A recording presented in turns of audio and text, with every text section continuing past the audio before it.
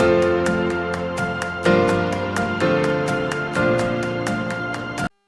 दोस्तों, सिविलो हाली क्लासेस में आप लोगों का स्वागत है।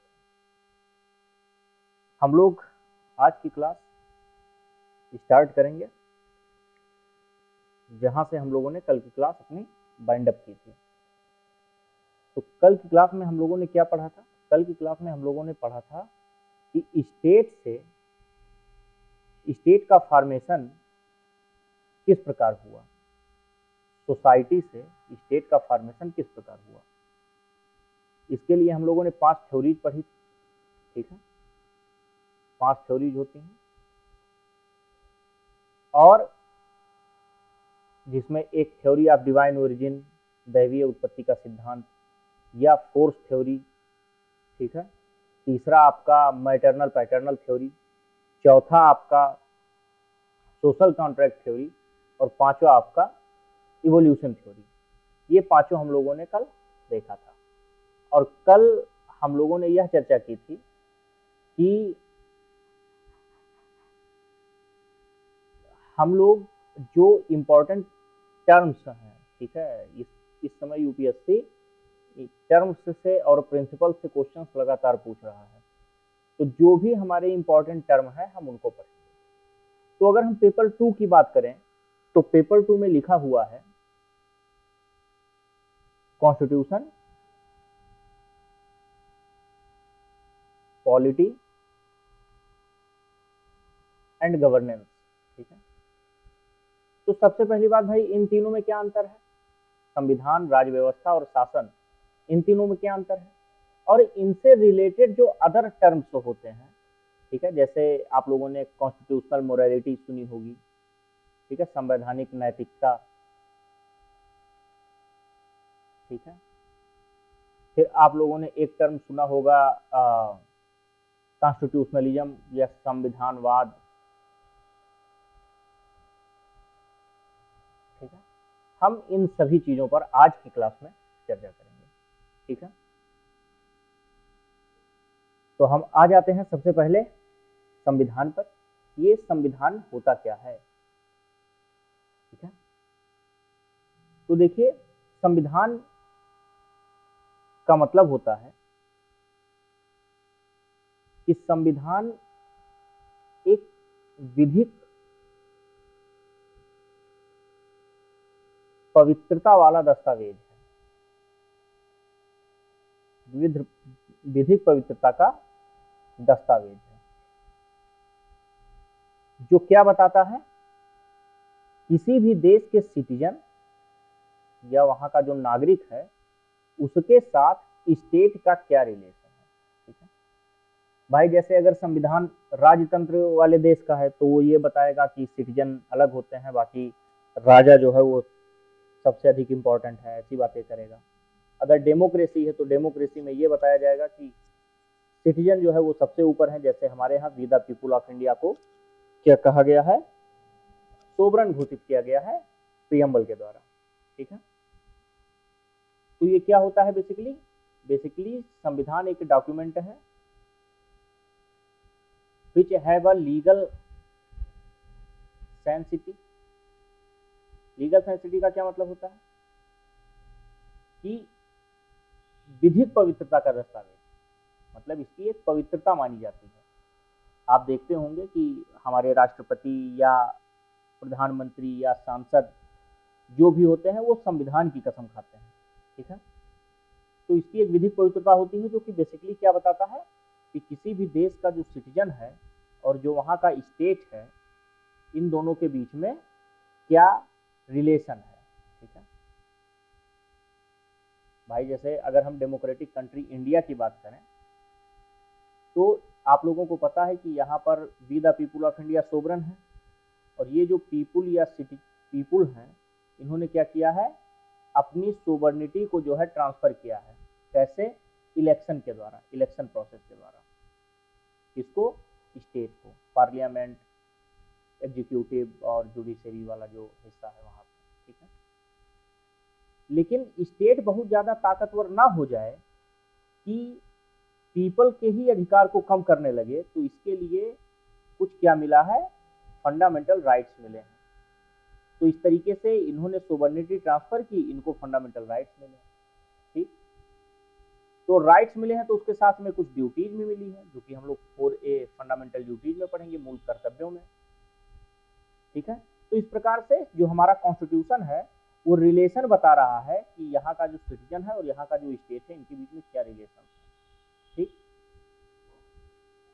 सेकेंड चीज क्या होती है कॉन्स्टिट्यूशन की और खास बात, कि ये जो ऑर्गन्स ऑफ स्टेट है ना, ऑर्गन्स ऑफ स्टेट या जिन्हें हम ऑर्गन्स ऑफ गवर्नमेंट भी कहते हैं, उसको 3 है ऑर्गन्स ऑफ गवर्नमेंट। कौन कौन से? एक तो है हमारा लेजिस्लेचर, दूसरा है हमारा एग्जीक्यूटिव, तीसरा है हमारा जुडिशियरी। ठीक है, मतलब आपकी विधायिका, कार्यपालिका, विधायिका, कार्यपालिका और हमारी न्यायपालिका, इन तीनों को क्या करता है, इस्टेब्लिश करता है, इनके पावर्स को डिस्क्राइब करता है, इनकी शक्तियों का वर्णन करता है, और उसके साथ ही साथ में इनके ऊपर लिमिट्स भी प्रोवाइड करता है या रिस्ट्रिक्शंस अप्लाई करता है। ठीक है, जैसे भाई आप लोगों ने देखा होगा कि पढ़ा होगा कि हमारे संविधान में संसद या सुप्रीम कोर्ट या जो है प्रधानमंत्री, इन सभी की पावर्स के बारे में भी बताया गया है कि वो क्या क्या कर सकते हैं। उसके साथ ही साथ इनके ऊपर लिमिट्स भी लगाए गए हैं कि भाई कार्यपालिका को संसद में बहुमत होने की आवश्यकता है। ठीक है, जुडिशरी अगर कुछ सर्वोच्च न्यायालय के न्यायाधीश अगर कुछ कर रहे हैं तो उनके ऊपर पार्लियामेंट महाभियोग चला सकता है। तो इस प्रकार की सारी चीजें इसमें संविधान में हमारे बताई जाती हैं। ठीक है, फिर हम आ जाते हैं संविधान के एक और काम पर। कौन सा काम है? तीसरा। संविधान का तीसरा काम होता है कि ये किसी भी देश का, ठीक है, जिस भी देश का संविधान है उसे उस देश का फंडामेंटल लॉ कहते हैं। फंडामेंटल लॉ या क्या होता है, ये आपका मूलभूत विधि, मूलभूत विधि या इसे हम मूल विधि भी कहते हैं। ठीक है, यह मूल विधि होती है। मूल विधि कैसे? भाई अगर कोई भी लॉ है, ठीक है, कोई भी एक्ट बनाया गया, ठीक है, एक्ट मतलब संसद ने कोई भी अधिनियम बनाया, अब यह अधिनियम सही है या गलत है, इसकी चेकिंग कहाँ से होगी, इसकी सोर्सिंग कहाँ से होगी, ये हम चेक करेंगे कॉन्स्टिट्यूशन से। ठीक है, अगर कोई भी लॉ कॉन्स्टिट्यूशन के प्रावधानों के अकॉर्डिंग है तो वो सही है, अगर वो कॉन्स्टिट्यूशन के प्रावधानों का उल्लंघन करता है तो उसे सही नहीं माना जा सकता। इसके साथ ही साथ अगर कोई ऐसा विषय है जिस पर अभी तक कानून नहीं बनाया जा सका है और उससे रिलेटेड कोई बात आती है तो उसको हम कहाँ चेक करते हैं, उसको हम कॉन्स्टिट्यूशन के अंदर चेक करते हैं, क्योंकि यही हमारा क्या है, फंडामेंटल लॉ। उसके बाद क्या होता है कि ये एक वैलिडिटी प्रोवाइड करता है, किसको? लेजिस्लेचर को, एग्जीक्यूटिव को और जुडिशरी को। ठीक है, भाई आप ये बताइए कि अभी हमारे यहाँ प्रोसेस है, कॉन्स्टिट्यूशन ने लिखा हुआ है कि हर 5 साल पर इलेक्शन होगा और जो इलेक्शन में जो सरकार, जो जिस दल को बहुमत मिलेगा वही दल जो है वो सरकार बनाएगी। अब मान लीजिए कि कोई जबरदस्ती जो है वो ना ही जो है हटे कि नहीं हम ही रहेंगे, तो वो वैलिडिटी को क्या करता है, वायलेट करता है। ठीक है, तो इस प्रकार से कॉन्स्टिट्यूशन जो है वो जितने भी लेजिस्लेचर, एग्जीक्यूटिव और जुडिशरी के काम है उनकी वैलिडिटी को भी चेक करता है। इसके साथ ही जो हमारा कॉन्स्टिट्यूशन है ये एक मिरर है इस चीज का, जो हमारे कॉन्स्टिट्यूशन मेकर्स के आइडियल्स थे, मतलब और जो उनका ड्रीम था उसका मिरर है, एक दर्पण है संविधान निर्माताओं के आदर्शों का और उनके सपनों का, कि वो कैसा देश चाहते थे। ठीक है, तो इस प्रकार से संविधान के बेसिक 5 जो है काम होते हैं। ठीक है। ये है क्या, एक लीगल डॉक्यूमेंट है जो कि सिटीजन और उस स्टेट के बीच के रिलेशन को बताता है। ये ऑर्गन्स ऑफ स्टेट को इस्टेब्लिश करता है, इम्पावर करता है और उनके ऊपर रिस्ट्रिक्शंस या लिमिट भी आरोपित करता है। संविधान किसी भी देश का फंडामेंटल लॉ होता है। ये जुडिशरी, एग्जीक्यूटिव और लेजिस्लेचर की वैलिडिटी या विधिमान्यता को भी चेक करता है। ठीक है, विधिमान्यता को चेक करता है। उसके साथ ही साथ ये कॉन्स्टिट्यूशन मेकर्स के, ठीक है, कॉन्स्टिट्यूशन मेकर्स के, ठीक है, आदर्शों और सपनों का क्या होता है, दर्पण होता है। मतलब कॉन्स्टिट्यूशन को पढ़ करके हम यह अंदाजा लगा सकते हैं, हम यह समझ सकते हैं कि हमारे कॉन्स्टिट्यूशन मेकर्स कैसा चाहते थे। अब आ जाते हैं हम अपने दूसरे टर्म पर, जिसे हम कहते हैं संविधानवाद। क्या है संविधानवाद? देखिए, जैसे एक तो होता है ह्यूमन और सेकंड चीज हमारी होती है ह्यूमनिज्म। ठीक है, मतलब जैसे हम लोगों ने देखा कि मानव, और दूसरी चीज हमारी क्या हो जाती है, मानवता। कोई जरूरी नहीं है कि अगर कोई मनुष्य है ही तो उसके अंदर मानवता हो। अब जैसे जो लोग रेप, मर्डर, ठीक है, गैंगस्टर, बम ब्लास्टिंग, टेरर एक्टिविटीज, इन सब में सम्मिलित रहते हैं, तो हम यह तो नहीं मान सकते कि उनके अंदर मानवता भी होगी, पर वो मानव है। तो उसे लिए जरूरी नहीं है कि सारे के सारे कॉन्स्टिट्यूशन जो है वो अच्छे तरीके से ही काम करें। जैसे अगर हम एग्जाम्पल लें तो जैसे हमारा चाइना का एग्जाम्पल है। ठीक है, चाइना में सिंगल पार्टी डेमोक्रेसी है। अब भाई सिंगल पार्टी डेमोक्रेसी तो मतलब ही क्या है कि खाली उस पार्टी में जो नेता बदलते हैं वही उस देश पर शासन करते हैं। ठीक है, मतलब विचारधारा वही रहेगी, केवल और केवल लीडर चेंज हो जाएंगे। तो ये तो एकदम जस्ट एज टाइप ऑफ मतलब मोनार्कियल कंसेप्ट हो गया कि राजा जो है वो चेंज हो रहे हैं, लेकिन राजतंत्र और सारी चीजें वही वैसे ही चल रही हैं। ठीक है, लेकिन यहाँ भी क्या है, कॉन्स्टिट्यूशन। पर क्या आप इस प्रकार के कॉन्स्टिट्यूशन में पर्सनल लिबर्टी या रिलीजियस जो फ्रीडम है, इस पर आप सोच सकते हैं कि यहाँ पर होगा? एकदम नहीं है। ठीक है, वहां इकोनॉमिक लिबर्टी है, आप जितना कमाना चाहिए आप कमाइए, बट वहां पॉलिटिकल लिबर्टी नहीं है। ठीक है, तो संविधानवाद बेसिकली होता क्या है? बस वही जो ह्यूमन और ह्यूमनिज्म का कंसेप्ट है, वही अंतर है कॉन्स्टिट्यूशन और कॉन्स्टिट्यूशनलिज्म में। कॉन्स्टिट्यूशनलिज्म बताता है कि what is the real essence of constitution. ठीक है, संविधान का तत्वार्थ क्या है, संविधान का तत्वार्थ क्या है, यह हमें संविधानवाद से पता चलता है। इसके लिए हमको थोड़ा सा हिस्ट्री में जाना पड़ेगा। जैसे जिस समय यूरोप में मेडुअल समय चल रहा था, मेडुअल एज चल रहा था, ठीक है, मध्यकाल चल रहा था, तो ये पूरा का पूरा Europe church plus feudal lords के, जो वहाँ के सामंत थे, उनके अधीन था। बहुत ज़्यादा वहाँ के लोगों पर अत्याचार होता था। ठीक है, लेकिन फिर यूरोप में हुआ पुनर्जागरण, रेनेसां। ठीक है, और पुनर्जागरण के बाद, ठीक है, मैकियावेली ने लिखा द प्रिंस। द प्रिंस में उन्होंने इसकी बात की, एक निरंकुश राजा की, मतलब एक राजा ऐसा होना चाहिए कि ये छोटे छोटे फ्यूडल लॉर्ड्स को खत्म कर दे। और इस राजा को सपोर्ट मिला बिजनेस क्लास का। क्यों मिला सपोर्ट? क्योंकि जो फ्यूडल लॉर्ड्स और जो चर्च था, ये व्यापारिक गतिविधियों को रोकता था। ठीक है, और एक चीज समझिए, जहां जहां फ्यूडल लॉर्ड्स होंगे वहां वहां एग्रीकल्चर की सोसाइटी होगी। और इस समय यहाँ पर पुनर्जागरण हो रहा था, धीरे धीरे इंडस्ट्रियल रिवोल्यूशन की पृष्ठभूमि तैयार हो रही थी। ठीक है, तो बिजनेस क्लास को एक ऐसा राजा चाहिए था जो बिजनेस को बढ़ावा दे। ठीक है, और प्लस जनता भी यहाँ चर्च और फ्यूडल लॉर्ड से एकदम त्रस्त हो चुकी थी, तो जनता भी इन्हीं के साथ। अब इन तीनों के ट्राइका ने, चर्च और फ्यूडल लॉर्ड्स की जो सत्ता थी उसको कमजोर कर दिया। समाप्त नहीं किया, लेकिन फिर भी बहुत हद तक कमजोर हो गया।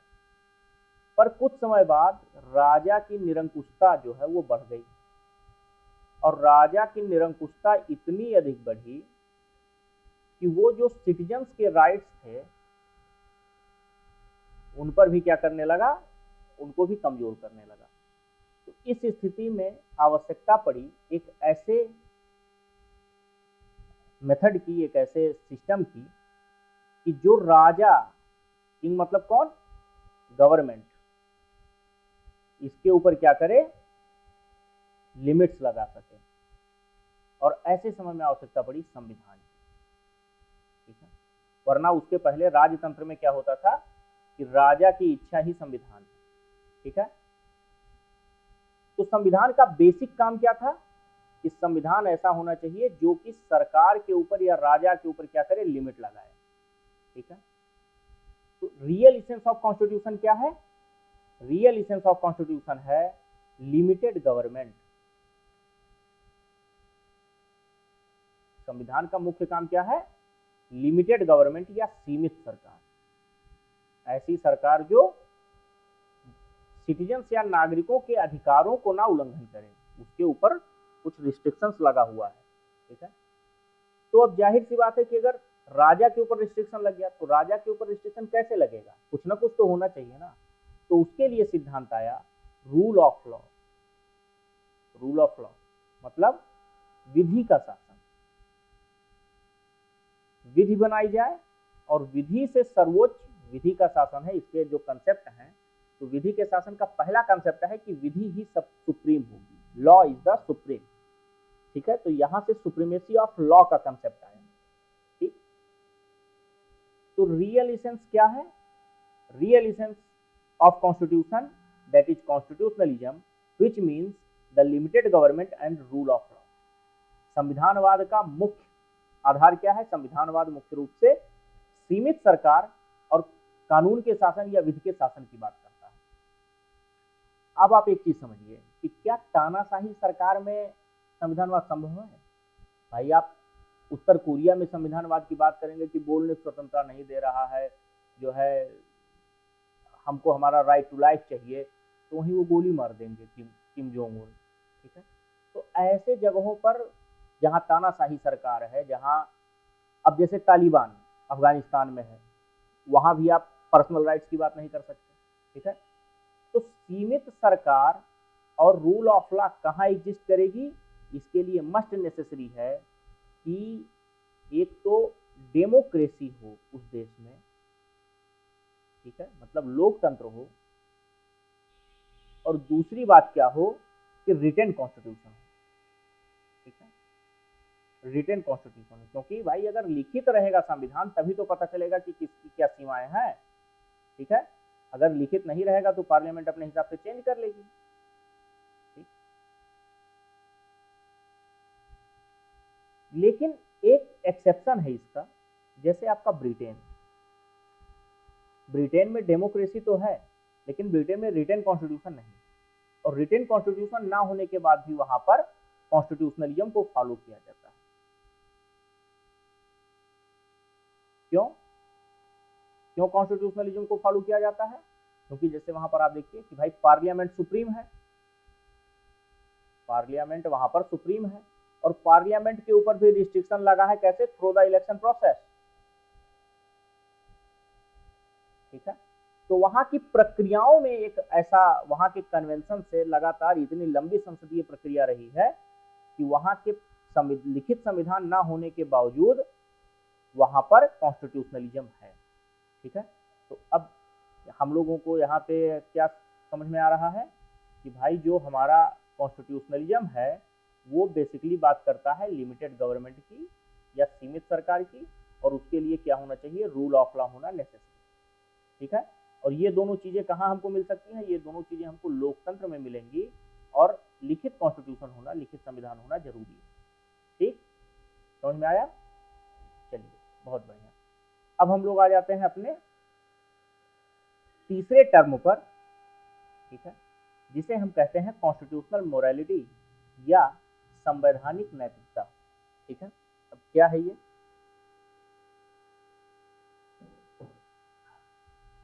देखिए, जैसे एक तो हम लोगों ने ह्यूमन पढ़ा, मनुष्य होता है, दूसरा होता है कि ह्यूमनिज्म, मनुष्यता, और तीसरी एक चीज होता है मोरल ह्यूमन।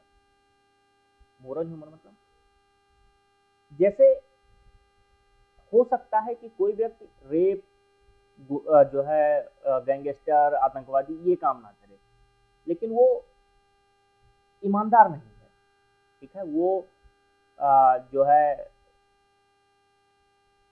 सत्यनिष्ठ नहीं है, झूठ बोलता है, ठीक है, तो उसे हम मोरल ह्यूमन या नैतिक मनुष्य नहीं कह सकते, ठीक है। तो संविधान की नैतिकता का क्या मतलब है कि संविधानिक नैतिकता या कॉन्स्टिट्यूशनल मोरालिटी का मतलब है कि ये अ सेट ऑफ प्रिंसिपल्स है, ठीक है, सेट ऑफ प्रिंसिपल्स है जो क्या करता है, किसी भी संविधान को आदर्श बनाता है, ठीक है। जैसे मनुष्यों के कुछ गुण होते हैं ना, कि हम मानते हैं कि भाई जो व्यक्ति ईमानदार है, जो व्यक्ति सत्य बोल रहा है, ठीक है, उसे हम नैतिक मान सकते हैं।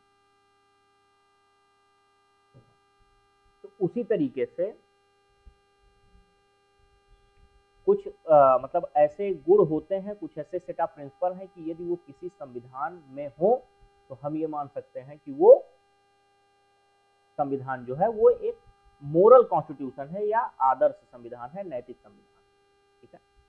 अब इस समय अब आप देखेंगे कि पिछले कुछ वर्षों से जब सेक्शन 377 को डिक्रिमिनलाइज किया गया, जब सेक्शन 497 को डिक्रिमिनलाइज किया गया, ठीक है, मतलब ट्रांसजेंडर्स राइट और आपका एडल्ट्री, इन दोनों में ही, और सबरीमाला, ठीक है, इन तीनों केसों में ही सुप्रीम कोर्ट ने कॉन्स्टिट्यूशनल मोरालिटी की बात, ठीक है, कॉन्स्टिट्यूशनल मोरालिटी की बात, संवैधानिक नैतिकता। तो अब हम ये देखते हैं कि भाई ये जो सेट ऑफ प्रिंसिपल्स हैं, इनमें से कौन कौन सा ऐसा है जो इंडियन कॉन्स्टिट्यूशन में पाया जाता है, ठीक है। तो भाई यहाँ पर आप देखिए कि जो विधि का शासन है, या जिसे हम कहते हैं रूल ऑफ लॉ, ये भी है, कहाँ से पता चलता है, आर्टिकल 14 से, ठीक है। वैयक्तिक स्वतंत्रता या पर्सनल लिबर्टी, ये कहां पर है, ये है आपके आर्टिकल 21 में। Right to choice, right to choice या चयन की स्वतंत्रता, इसका सबसे बेस्ट एग्जांपल आप देखेंगे इलेक्शन, ठीक है। सोशल जस्टिस या सामाजिक न्याय, ठीक है, इसके लिए भाई प्रियम्बल में भी बात की गई है, फंडामेंटल राइट्स में भी बात की गई है, डीपीएसपी में भी बात की गई है, ठीक है। फिर हम आते हैं विधि की सम्यक प्रक्रिया या ड्यू प्रोसेस ऑफ लॉ। ये ड्यू प्रोसेस ऑफ लॉ जो है, ये हमारे सुप्रीम कोर्ट ने जो है इसको एक्सप्लेन किया है। फिर हम आ जाते हैं प्रोसीजर इस्टेब्लिश बाय लॉ, अगला जो गुण है, प्रोसीजर इस्टेब्लिश्ड बाय लॉ या विधि द्वारा स्थापित प्रक्रिया, ये कहाँ पर है, ये आप पढ़ेंगे तो आर्टिकल 21 की लैंग्वेज में ये आपको मिलेगा। फिर हम अपने प्रियम्बल पर बात करें, इसमें देखिए सभी के लिए justice, socio economic political justice, liberty, इन सब की बात की गई है, इक्वलिटी, ठीक है, समानता, स्वतंत्रता, न्याय, इन सब की बात की गई है। तो हमारा जो प्रियम्बल है वह भी क्या करता है, एक तरीके से जो है सिटीजन राइट्स को बढ़ाने की बात करता है, ठीक।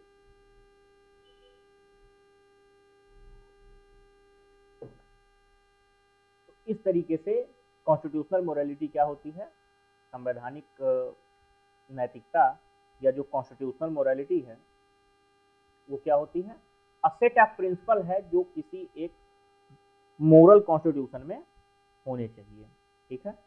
और हमारे जो भारत का संविधान है उसमें ये सारे गुण हैं, rule of law, right to choice, personal liberty, ठीक है, procedure establish by law, due process of law, justice, liberty, equality, ये सारी चीज़ें जो प्रियम्बल में बताई गई हैं, ठीक है। तो इस तरीके से ये हमारे कॉन्स्टिट्यूशन की कॉन्स्टिट्यूशनल मोरालिटी है, ठीक है। अब हम आ जाते हैं संवैधानिक लॉ, संवैधानिक विधि या कॉन्स्टिट्यूशनल लॉ। देखिए होता क्या है कि संविधान में ये जो टर्म है ये बेसिकली आप लोग पढ़ेंगे, जो लोग लॉ के स्टूडेंट्स होंगे वो जो है वो संवैधानिक विधि या कॉन्स्टिट्यूशनल लॉ पढ़ते होंगे, ठीक है। तो हम ये देखेंगे कि कॉन्स्टिट्यूशनल लॉ वास्तव में होता क्या है। तो देखिए, इसकी सबसे पहली बात है कि कोई भी इसकी मतलब डेफिनेशन नहीं है, कोई भी इसकी डेफिनेशन नहीं है, कोई भी इसकी निश्चित परिभाषा नहीं है, ठीक है। ऐसा कहा जाता है कि संविधान या कॉन्स्टिट्यूशन में दो प्रकार के प्रोविजन होते हैं। एक प्रोविजन होता है जो रिटन होता है इन द कॉन्स्टिट्यूशन, ठीक है, जो संविधान में लिखित होता है। तो ये जो लिखित वाला हिस्सा है इसे हम कहते हैं रिजिड। अब ये रिजिड और फ्लेक्सिबल प्रोविजंस के एप्लीकेशन की बात नहीं कर रहा है, जो लिखा गया है वो रिजिड है या कठोर है, ठीक है, रिजिड कठोर प्रावधान, और इसे हम कहते हैं कॉन्स्टिट्यूशनल प्रोविजंस। मतलब ये जितने भी हमारे आर्टिकल्स इसमें लिखे हैं ना, मतलब प्रियम्बल से लेकर के और लास्ट आर्टिकल 485 तक, ये सारे के सारे किसमें आएंगे, रिटन हिस्सा है, और इन्हें कहा जाएगा कॉन्स्टिट्यूशनल प्रोविजन, ठीक है। एक दूसरा हिस्सा है जो रिटन नहीं होता, लिखित नहीं होता, लिखित नहीं होता, लेकिन क्या होता है, ये प्रैक्टिस में होता है, लोग इसको पालन करते हैं, लोग इसका अनुपालन करते हैं, ठीक है। उदाहरण, जैसे 1996 के बाद ये डिसाइड हुआ कि जो भी लीडर ऑफ अपोजिशन है वो मुख्य विपक्षी दल से होगा। लीडर ऑफ अपोजिशन तो मुख्य विपक्षी दल से होगा ही। जो लोकसभा का उपाध्यक्ष है, ठीक है, लोकसभा का उपाध्यक्ष, लोकसभा का जो उपाध्यक्ष है वो कहां से होगा, वो मुख्य विपक्षी दल से हो, मुख्य विपक्षी दल से होगा, ठीक है। तो जो लीडर ऑफ अपोजिशन है वही क्या होगा, आपका लोकसभा का उपाध्यक्ष उसे माना जाएगा, ठीक।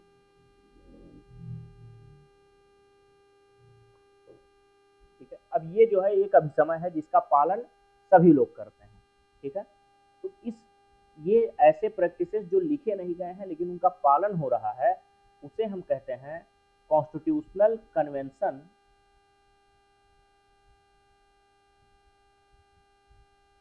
या संवैधानिक अभिसमय।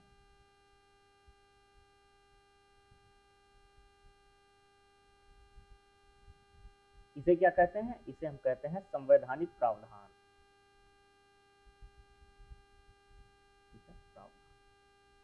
और इन दोनों का ही जब अध्ययन किया जाता है तो हम उसे कहते हैं कॉन्स्टिट्यूशनल लॉ, ठीक, या संवैधानिक विधि, ठीक है।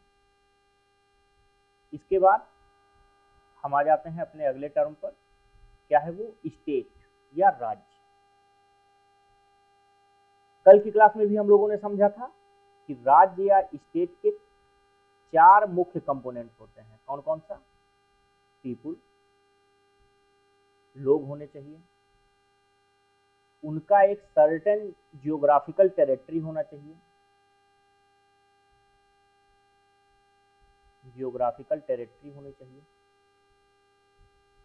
मतलब भौगोलिक क्षेत्र होना चाहिए उनका,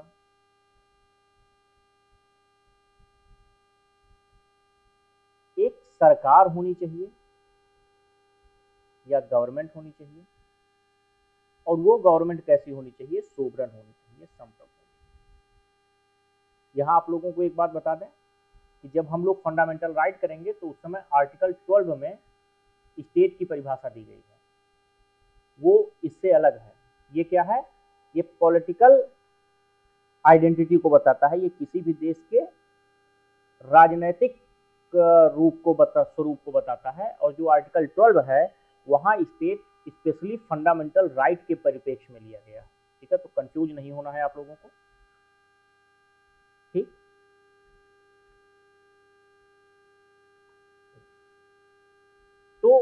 ये 4 चीजें होती हैं। एक तो पीपुल होने चाहिए, दूसरा जियोग्राफिकल टेरिटरी होनी चाहिए, तीसरा वहाँ गवर्नमेंट होनी चाहिए और चौथा वहाँ संप्रभुता या सोवरेनिटी होनी चाहिए। ठीक है, सोवरेनिटी होनी चाहिए। ये 4 चीजें रिक्वायर्ड होती हैं। अब आप कल की क्लास में भी हम लोगों ने डिस्कस किया था कि जब इन चारों चीजों के साथ में, ठीक है, हम एक इमोशन का कंसेप्ट जोड़ देते हैं, ठीक है, तो वो हमारा हो जाता है, तब हम स्टेट नहीं यूज करेंगे, तब हम यूज करेंगे शब्द नेशन। ठीक है, ठीक, या इसे हम कहते हैं राष्ट्र।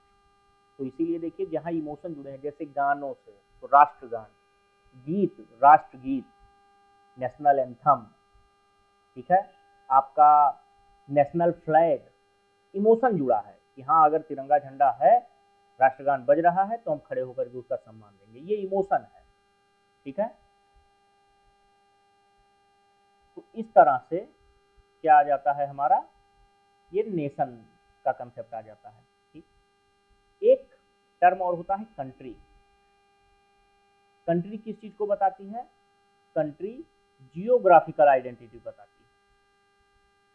ठीक है, जियोग्राफिकल आइडेंटिटी बताती है। जैसे जब हम कंट्री ऑफ इंडिया की बात करेंगे तो हमारे सामने ये मैप आ जाएगा। ठीक है, ये जो हमारा मतलब भारत के संविधान का जो मतलब भारत का जो नक्शा है वो हमारे सामने आ जाएगा। ठीक है,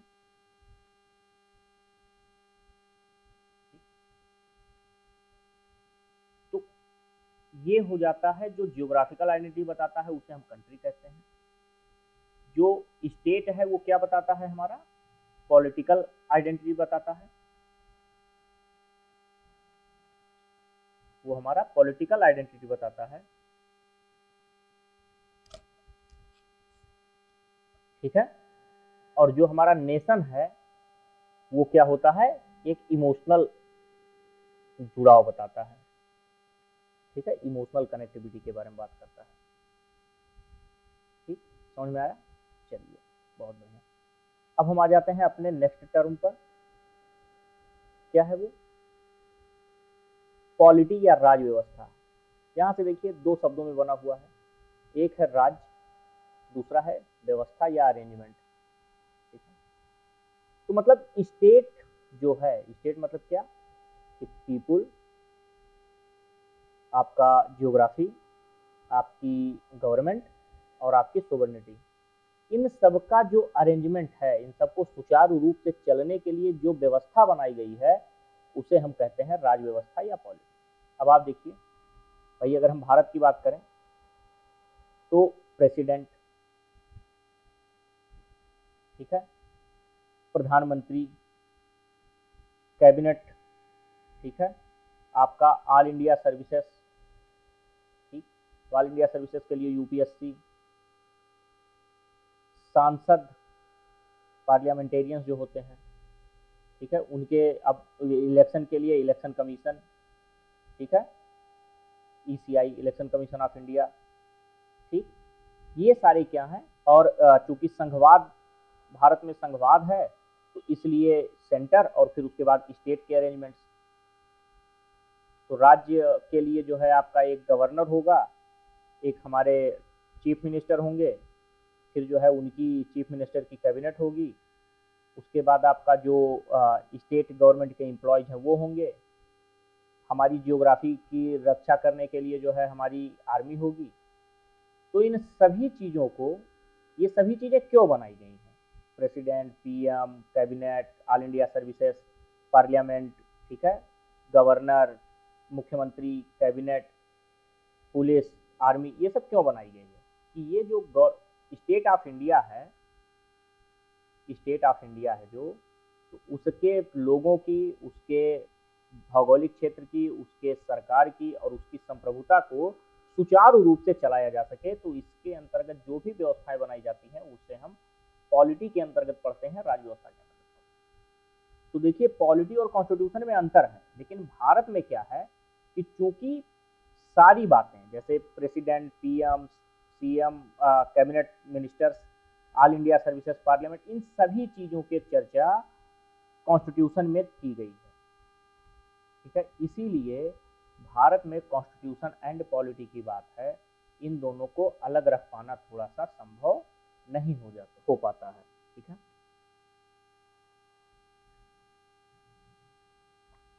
लेकिन इन दोनों में अंतर है।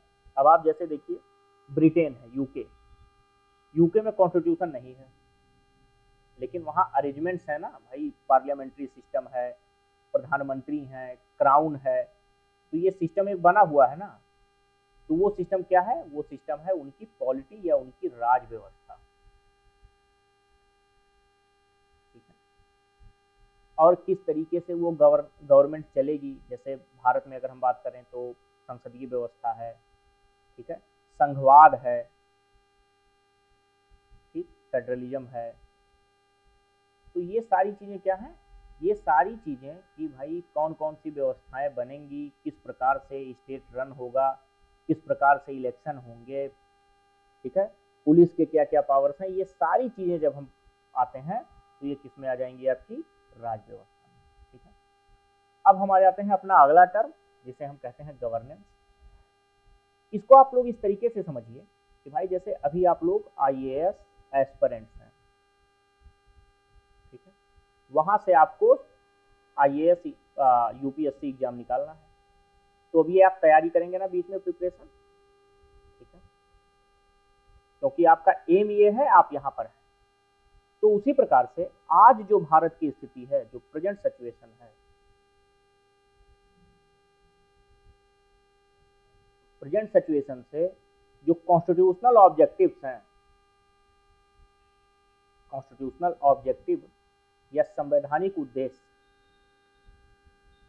ठीक है, संवैधानिक उद्देश्य, यहाँ तक की जो प्रक्रिया है, यहाँ तक का जो प्रोसेस है पहुँचने का, इसे क्या कहते हैं, गवर्नेंस। जैसे भाई भारत में आप एक चीज़ समझिए कि कास्ट डिस्क्रिमिनेशन है, ठीक है, कास्ट डिस्क्रिमिनेशन है, ठीक है, मतलब जातिगत आधार पर भेदभाव, ये वर्तमान समाज की सच्चाई, जातिगत भेदभाव, ठीक है। तो अब इस जातिगत भेदभाव से पहुंचना कहाँ है, जो हमारा सामाजिक न्याय, हमारे प्रस्तावना में बात की गई है कि सामाजिक, आर्थिक और राजनीतिक न्याय देना है, तो सामाजिक न्याय या सोशल जस्टिस तक पहुंचना है। अब यहाँ से भाई क्या प्रोसेस होगा, तो जैसे हमारा भाई आर्टिकल 15 है, आर्टिकल 14 है, आर्टिकल 16 है, रिजर्वेशन का प्रावधान है, ठीक है, हर सभी योजनाओं में जैसे आप क्रेडिट योजनाएं देखते होंगे कि मान लीजिए कि मुद्रा योजना है, तो महिला उद्यमियों और अनुसूचित जाति के उद्यमियों के लिए विशेष प्रावधान किए गए हैं। तो ये सब प्रावधान क्या है, ये उसी प्रक्रिया का हिस्सा है कि हम कास्ट डिस्क्रिमिनेशन से सोशल जस्टिस की तरफ बढ़ सकें। या जैसे भाई हमारे यहाँ इनकम इनइक्वालिटी है, ठीक है, जो कि ऑक्सफैम की रिपोर्ट बताती है। अभी इस इनकम इनइक्वालिटी से इकोनॉमिक जस्टिस की तरफ कैसे बढ़ सकें, कैसे हम पहुंचेंगे, ठीक है। तो ये जो यहाँ पर जो प्रक्रियाएं अपनाई जाएंगी कि भाई स्टार्टअप इंडिया है, कि सबको अवसर दिया जा रहा है कि भाई आप अपना स्टार्टअप करिए, आगे बढ़िए आप, मुद्रा लोन है, ठीक है, ये क्या है, ये एक तरीके से आपको प्रोत्साहन दिया जा रहा है कि आप अपनी आर्थिक स्थिति को सुधारिए और इकोनॉमिक जस्टिस की तरफ आप बढ़िए। तो ये सभी क्या है, ये सभी गवर्नेंस के हिस्से हो जाएंगे। फिर जैसे अपने यहाँ देखिए जेंडर डिस्क्रिमिनेशन है, ठीक है, तो जेंडर डिस्क्रिमिनेशन से कहाँ तक पहुँचना है हमको, सोशल जस्टिस, जहाँ महिलाओं और पुरुषों की बराबरी हो। या ट्रांसजेंडर, जब जेंडर डिस्क्रिमिनेशन की बात करेंगे तो हम मेल के रिस्पेक्ट में फीमेल एंड ट्रांसजेंडर दोनों की बात करेंगे, तो वो होता है हमारा सोशल जस्टिस की तरफ बढ़ना है। जैसे अभी क्या किया सुप्रीम कोर्ट ने 377 को डिक्रिमिनलाइज कर दिया। अभी डिबेट चल रही है कि LGBTQ को मैरिज के राइट्स दिए जाएं। तो ये सब जो चीज़ें हैं, या बेटियों को जो डॉटर्स हैं उनको जो प्रॉपर्टी राइट्स की बात की गई है, संपत्ति में अधिकार, ठीक है, तो ये सभी क्या करेंगे, सोशल जस्टिस की तरफ लेके चलेंगे। तो ये जो सारा प्रक्रिया है, जो अपनाया जा रहा है, जिन्हें स्वीकार किया जा रहा है, जिसको लागू किया जा रहा है, किस चीज़ के लिए, संवैधानिक उद्देश्यों को प्राप्त करने के लिए, ये प्रक्रियाएं शासन कहलाती हैं या गवर्नेंस कहलाती हैं। ठीक है, तो हम लोगों ने अभी तक अपने सारे टर्म्स हम लोगों ने देख लिए। हम लोगों ने सबसे पहले कॉन्स्टिट्यूशन देखा, फिर संवैधानिक नैतिकता या कॉन्स्टिट्यूशनल मोरालिटी देखा, ठीक है, नैतिकता या जो है हमारा कॉन्स्टिट्यूशनल मोरालिटी, ठीक है। एक और रिलेटेड टर्म हम लोगों ने देखा जिसे हम कॉन्स्टिट्यूशनलिज्म कहते हैं,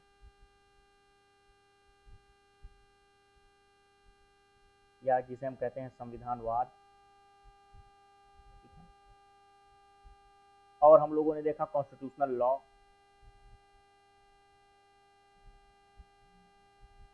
फिर हम लोगों ने देखा स्टेट क्या होता है। अब स्टेट से रिलेटेड अदर टर्म्स जैसे नेशन, जैसे आपका कंट्री, इन सब के बारे में हम लोगों ने पढ़ा। फिर हम लोगों ने देखा कि आपका गवर्नेंस क्या होता है। तो इन सभी टर्म्स से हम लोग वाकिफ हो गए। अब आप लोग देखिए कि इन टर्म्स के इसेंस से एकदम डायरेक्ट जो है यूपीएससी ने क्वेश्चंस पूछे हैं, तो हम लोग उन क्वेश्चंस को करते हैं। देखिए सबसे पहला, ये जो विगत वर्षों में पूछे गए प्रश्न है, प्रीवियस ईयर क्वेश्चन पीवाईक्यू, ठीक है। तो ये जो क्वेश्चन है, यहाँ थोड़ा सा कट गया है, मैं बता दूंगा। तो ये जो क्वेश्चन है, ये क्वेश्चन 2023 अभी जो हमारा 28 मई को जो पेपर हुआ है उसमें पूछा गया था। क्या कह रहा है ये कि निम्नलिखित में से कौन सा एक कथन किसी देश के संविधान के मुख्य प्रयोजन को सर्वोत्तम रूप से प्रतिबिंबित करता है। अब देखिए प्रयोजन सारे हैं, लेकिन क्या कह रहा है, मुख्य प्रयोजन।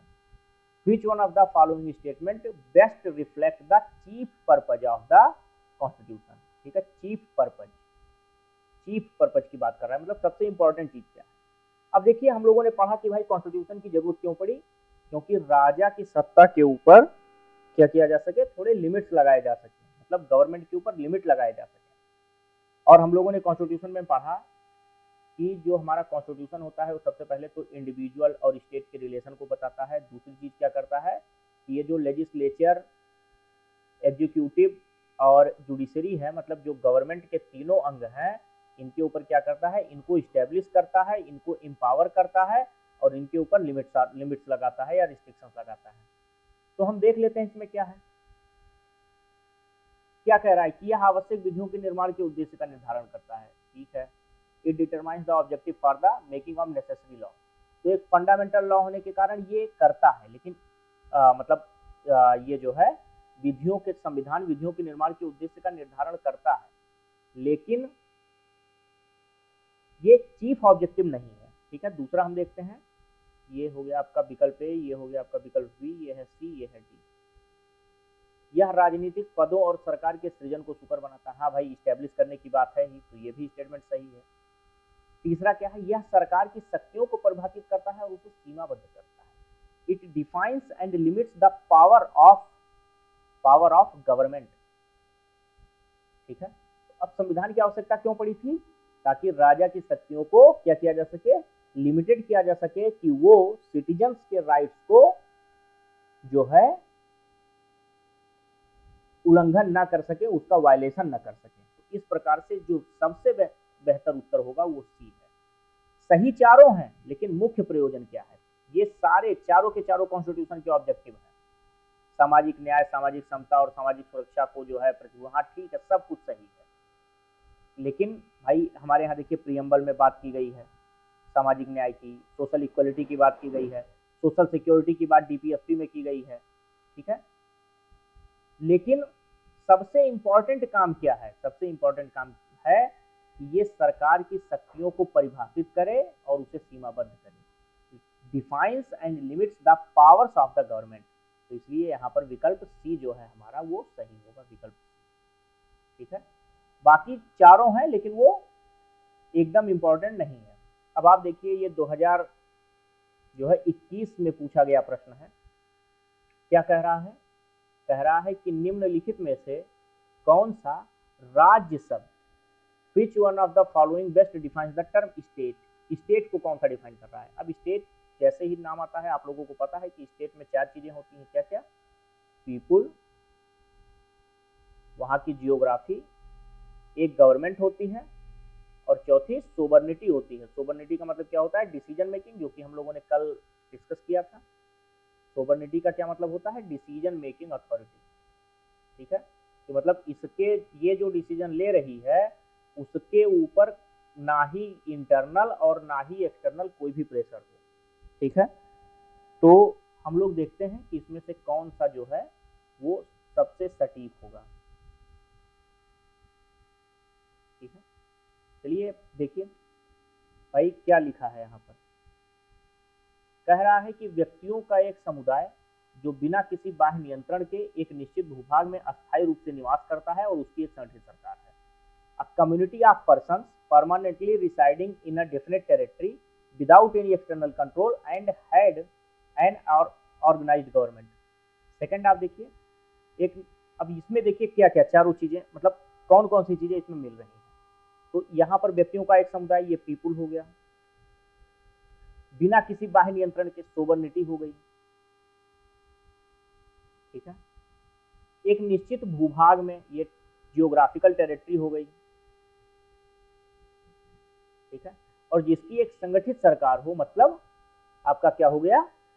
गवर्नमेंट हो गया, ठीक है। आप यहाँ पर देखिए community of persons that is people permanently residing in a definite territory, geographical territory हो गई आपकी, without any external control that is sovereignty, and had an organised government, तो गवर्नमेंट। चारों चीजें इसमें हैं।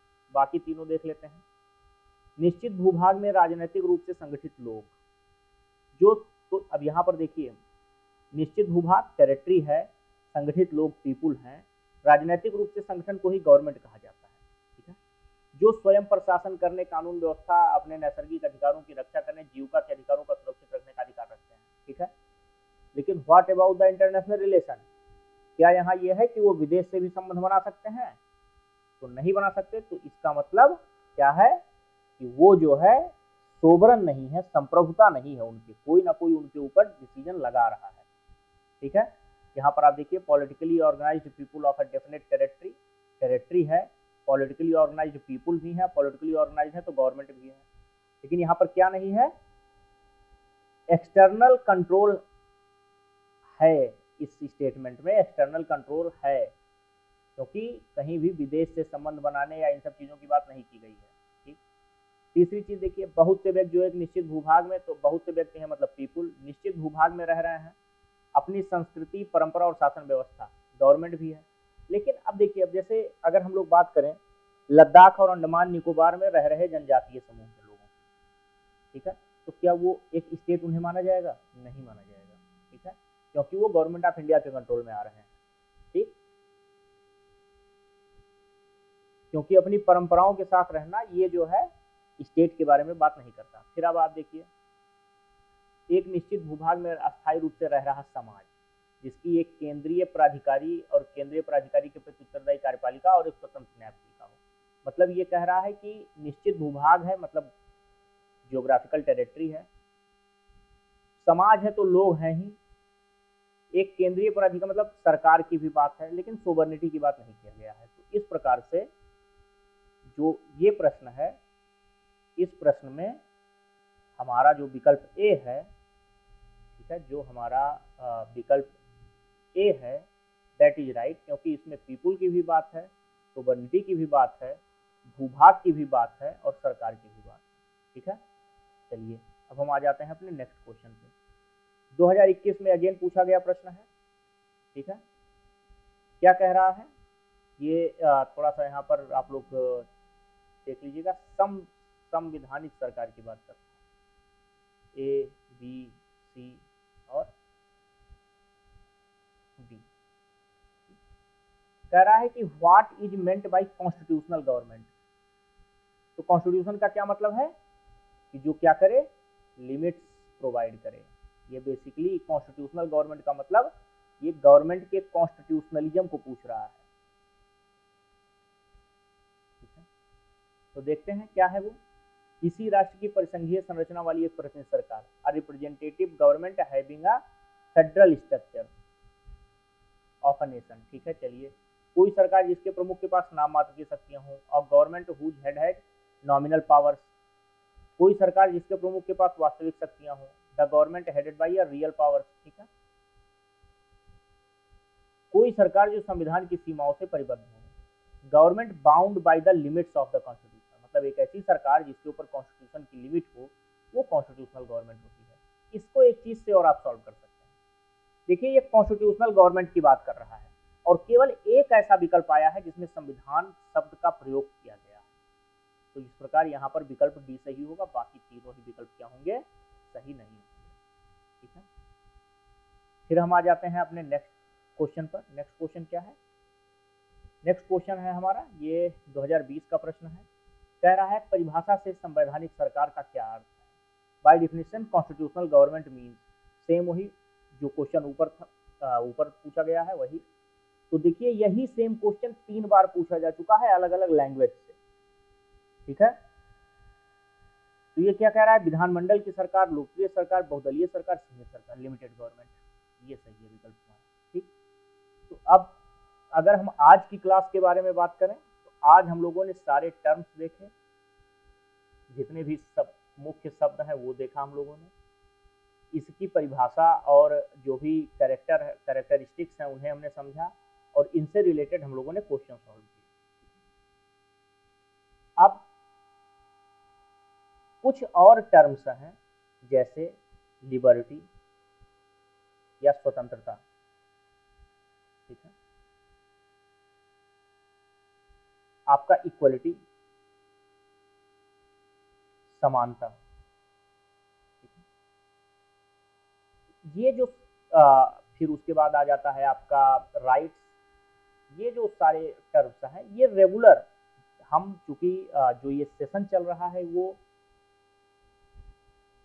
प्री कम मेंस है और मेंस पर ओरिएंटेड ज़्यादा है, ठीक है। तो इसलिए ये जो हिस्से हैं, ये जो भाग हैं, लिबर्टी, इक्वलिटी, राइट्स, ये हर बार आपको कहीं ना कहीं सुनने को आपको मिलेंगे, ठीक है।